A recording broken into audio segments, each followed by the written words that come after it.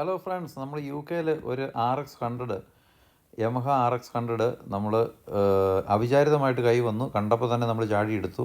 നാട്ടിലൊരു വികാരമാണല്ലോ, അത് വിട്ടുകളയാൻ പറ്റിയല്ലോ എന്ന് ഓർത്തുകൊണ്ട് എടുത്തതാണ്, ആവശ്യമുണ്ടായിട്ട് എടുത്തതല്ല. അപ്പോൾ അത് ഫേസ്ബുക്ക് മാർക്കറ്റിൽ ഇങ്ങനെ ജസ്റ്റ് അഡ്വർടൈസ് ചെയ്ത് കണ്ടതാണ്. വിളിച്ചു കഴിഞ്ഞപ്പോൾ അതൊരു മലയാളിയുടെ തന്നെ ആയിരുന്നു. അപ്പോൾ അതിങ്ങനെ നമ്മൾ കാണാൻ ചെന്നു കഴിഞ്ഞപ്പോഴത്തേന് സാധനം കണ്ടു, ഇഷ്ടപ്പെട്ടു. സ്റ്റോക്ക് കണ്ടീഷനിലാണ് ഇരിക്കുന്നത്.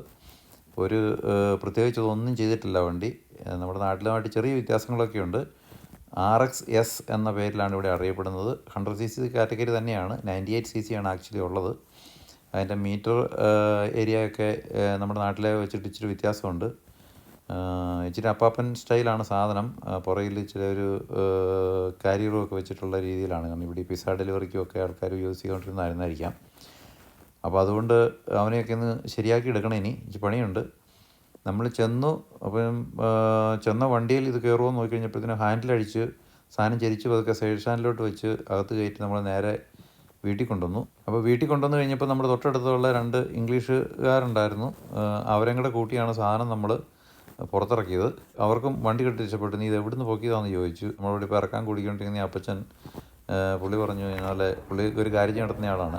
ബൈക്കിൻ്റെ അല്ല, കാറിൻ്റെയാണ്. പുള്ളി പറഞ്ഞു, ഞങ്ങളുടെയൊക്കെ പഴയ കാലത്തെ സ്വപ്നമായിരുന്നു ഈ സാധനമൊക്കെ. അന്ന് അത് നിനക്കിത് എവിടെ നിന്ന് കിട്ടിയെന്നൊക്കെ പുള്ളി ചോദിച്ചു. നമ്മൾ അതിനെക്കുറിച്ച് ഞങ്ങളിത് ഇറക്കി കഴിഞ്ഞ് വെച്ച് കഴിഞ്ഞിട്ട് കുറച്ച് നേരം സംസാരിച്ചു.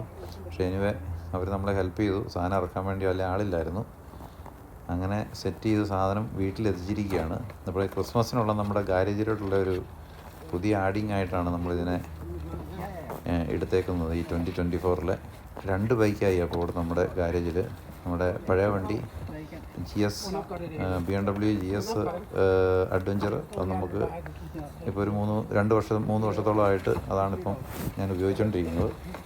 അപ്പോൾ ഇവനോട് കൂടി നമ്മുടെ ചിരകാല സ്വപ്നമാണ്. നാട്ടിൽ വെച്ച് നമുക്കുണ്ടായിരുന്നതുകൊണ്ട് നമുക്ക് അതിനോടൊരു ഭയങ്കര താല്പര്യം ഉണ്ടായിരുന്നു. അപ്പം അങ്ങനെ ഒരെണ്ണം നമുക്ക് കയ്യിലൊതുങ്ങി വന്നു കഴിഞ്ഞപ്പോൾ നമ്മളവനെ എടുത്തു. വണ്ടി കെട്ടി വെച്ചോണ്ടൊക്കെയാണ് കേട്ടോ, നമ്മൾ സാഹസികമായിട്ടാണ് സാധനം ഇവിടെ എത്തിച്ചത് കേട്ടോ. നമുക്ക് കെട്ടി വെക്കാനുള്ള, ഞാൻ പറഞ്ഞില്ലേ, ഇത് എടുത്തുകൊണ്ട് വരാനുള്ള സെറ്റപ്പിലല്ല നമ്മൾ പോയത്. ഇനി നമുക്കിതിൻ്റെ സൗണ്ട് ഒന്ന് കേട്ട് നോക്കാം.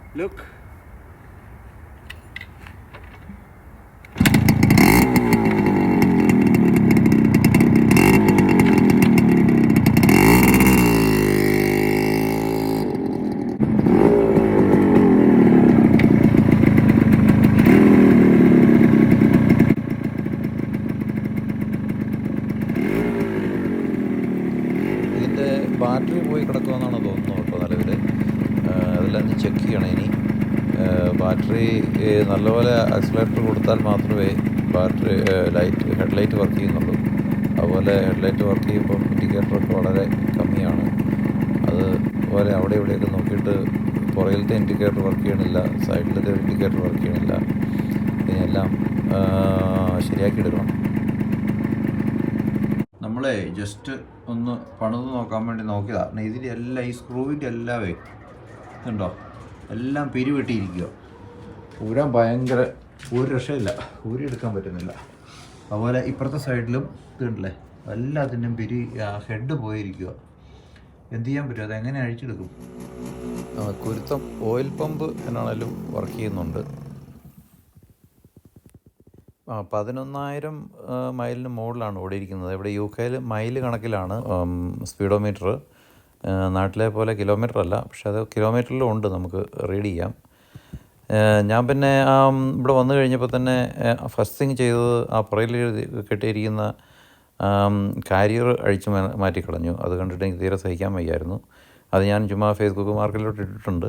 അത് പോവുകയാണെങ്കിൽ പൊക്കോട്ടെ എന്ന് ഓർത്തുണ്ട്. എന്തെങ്കിലും കിട്ടിയാൽ നമുക്ക് അത് ലാഭമല്ലേ. അപ്പോൾ ഇതാണ് നമ്മുടെ പുതിയ വിശേഷം. നമ്മുടെ ഗാരേജിലോട്ട് പുതിയ വന്നേക്കുന്ന അതിഥി. ഇതാണ് അതിൻ്റെ പുറകിലത്തെ കാരിയർ അഴിച്ചത്.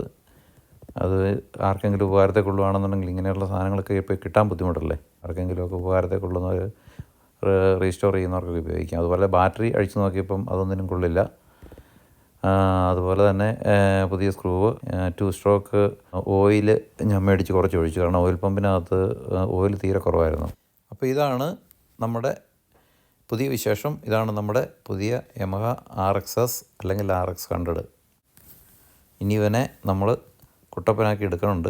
ഇപ്പോൾ എല്ലാം വർക്കിംഗ് കണ്ടീഷനിലാണ്, ഒരു പ്രശ്നവുമില്ല. എന്നാലും നമുക്ക് നമ്മുടേതായ രീതിയിലൊന്ന് സെറ്റപ്പ് ചെയ്തെടുക്കണം. അതുകൊണ്ട് അതിനുള്ള വർക്കുകളിലാണ്. കുറച്ച് സാധനങ്ങളൊക്കെ ഓർഡർ ചെയ്തിട്ടുണ്ട്. ഇനി അതെല്ലാം വന്നിട്ട് വേണം. ഇനിയിപ്പോൾ ഈ ക്രിസ്മസ് സീസൺ ആയതുകൊണ്ട് സാധനമൊക്കെ ഡെലിവറി ചെയ്യാൻ ഇച്ചിരി സമയമെടുക്കും. അതാണ് അതെല്ലാം വരാൻ വേണ്ടി വെയിറ്റ് ചെയ്തിരിക്കുകയാണ്. അപ്പോൾ കൂടുതൽ അപ്ഡേറ്റുമായിട്ട് നമുക്ക് പിന്നെ കാണാം. Thank you for watching. By.